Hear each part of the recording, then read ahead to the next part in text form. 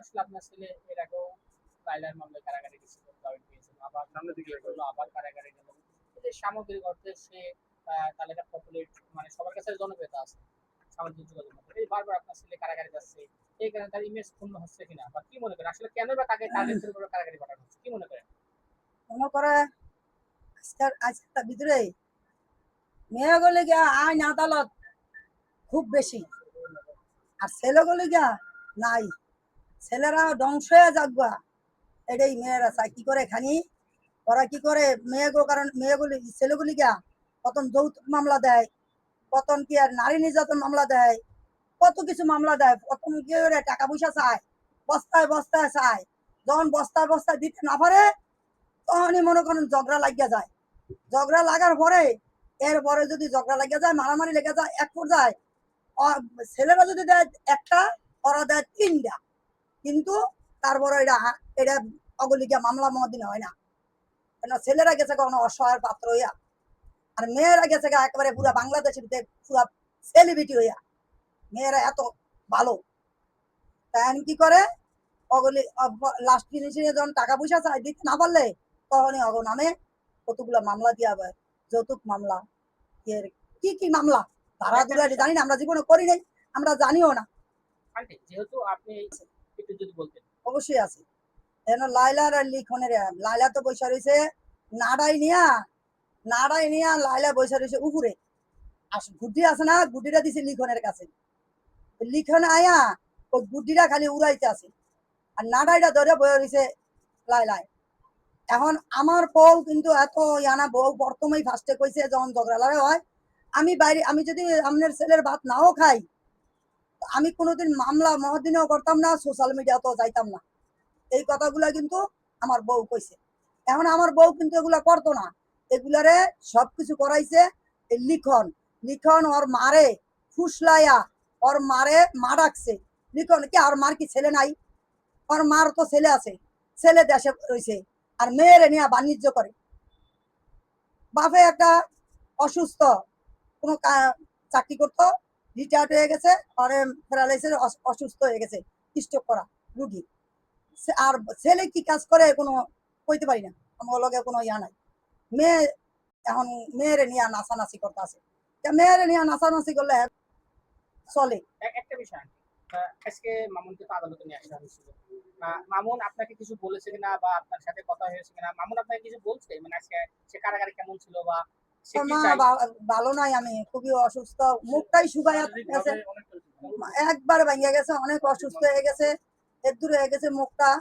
আমার নিজের চিন্তা করে না, মার চিন্তা করতেছে। দেখো কেন, অথচ নিজের চিন্তা করে না, করতেছে আমার চিন্তা। কয় কি মা কষ্ট পাইলে বলে যে তুমি গ্রামে চলে যাও, তুমি যাও গা, দেশে যাও গা, তুমি দেশে যাও গা, তুমি গ্রামে গিয়া থাকো গা, আমি জেলে রয়েছি, জেলেই থাকি, কি করবো আর। তুমি আমি কি কিলি গা, তুমি অসুস্থ হয়ে গেছো, তুমি এমনি তোমার হাড়ের ভূত, এটা পারতাম না তোমারে আমি জেলখানায় থুইয়া আমি গিয়া দেশে গিয়া বয়ে থাকবো, কোনো মায় পারে না কি বাজান। এই যে এখন আইসো একটা নজর দেখছি, আবার একটা নজর জেলখানায় গিয়া দেখতারি। আমি তো বাসায় ঘুমাই না, আমি ওই একবার জেলে যাই, একবার কোর্টে আই, একবার জেলে যাই, একবার কোর্টে আই। আবার এখন ওই যে লাইলায় লাইলায় ওই যে কিছু কিছু কথা কইছে দেখা লাইভে গিয়ে ওদিনকে লিখনের কইছে না, তুমি কেন ওই মহিলার বাসায় যাও। লাইলা এক কথা কহনে এমন মহনায় ওরা সবাই বানাইছে যে লাইলায় আমার বিলে ভরপুর টাকা দিতে আছে, বস্তা দিয়া মাথাত করিয়া পুরা বিমান দিয়া বস্তা ভরে টাকা আইনা আমার বাসা হালাইতেছে। হালাইতেছে দেখা আজকে আমি উকিলের বিল দিতে পারি না, আজকে আমার বাসায় চাল নাই, আজকে আমি ঘর ভাড়া দিতে পারি না, বুঝছো। একটা কথা বলে বারবার, সেটা কি জানেন যে মামুনের কান হইলে মামনের শোনো, আজকে যদি মামনের জনপ্রিয় না থাকতো তা তোমরা আসতা না কেউ। এখানে তো অনেক অনেক লোক আছে, ও আসামি তো অভাব নাই, আসামির কাছে তো কেউ যাও না, মামনের কাছে কেন আসতেছ? মামনের মামনের আজকে এই সবার মারফতে ভালোবাসা দিতে পারছে, দিকে তো সবার সবাই আসতে পারতাছ। আজকে মামনে কেন বুড়া বাড়ির ব্যাগটা টাকা লইলে চলবো? মামুন কি ইনকাম করে না? মামুন 13 বছর বয়সেতে মামুন এই ইনকাম করে, মামুন ইনকাম করে মা বাবা প্রতিবন্ধী 3টা ভাই বোন খাওয়াইতেছে 13 বছর বয়সেতে। ওই মেয়েগো খালি টাকা আছে, মামুনের কি টাকা নাই? ওই মেয়েরা টাকাগুলো কই পায় এত টাকা? মেয়েরা তো কোনো ইনকাম করে না, কোনো কামাই করে না, কোনো রুজি করে না, তো মেয়েগো অত টাকা আইলো কই থেকে? আমার আমার তেলটা আমার তেল দিয়া তোমরা কই মাছ ভাজো, কই মাছ ভাজা হে কই মাছ তোমরা খাও, মাঝখানটা আমি কই মাছের কাটা খাইয়া লাস্টে দেখো আমিই খাই। হ্যাঁ, এখন তো তোমরা কই মাছ ভাজা খাইয়া তোমরা উল্টা এলাইতাছ, অথচ আমারে কি করছো? কারাগুলা সিরা মেলা মারতাছো। হ্যাঁ, লাইলা বলে সেটা লোকে জানে। তোদের ভবিষ্যৎটা শেষ করে দিচ্ছে একমাত্র লাইলাই যদি প্রথমে এই 5টা 6টা মামলা না দিত, আবার লিখনের দিয়ে না দেওয়া হইতো, তাহলে আমার বলার ভবিষ্যৎটা এরকম অন্ধকার হইতো না।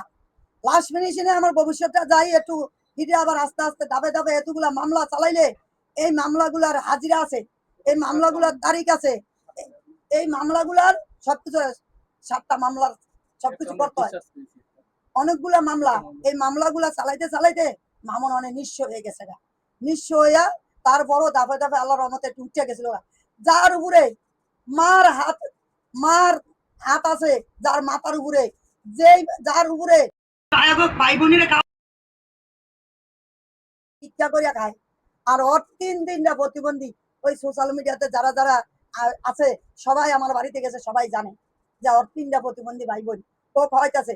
ওর উপরে কি আল্লাহর দয়া নাই, আল্লাহর রহমত নাই? লাইলা কিন্তু এমন কথা বলছে যে মামুন আমাদের প্রায় কোটি টাকা নিচ্ছে, সেটা কি করলেন? কে চালাতে পারেন? মানে সেই টাকা কই? আমার বাসায় আজকে বাসা ভাড়া কেন দিতে পারি না?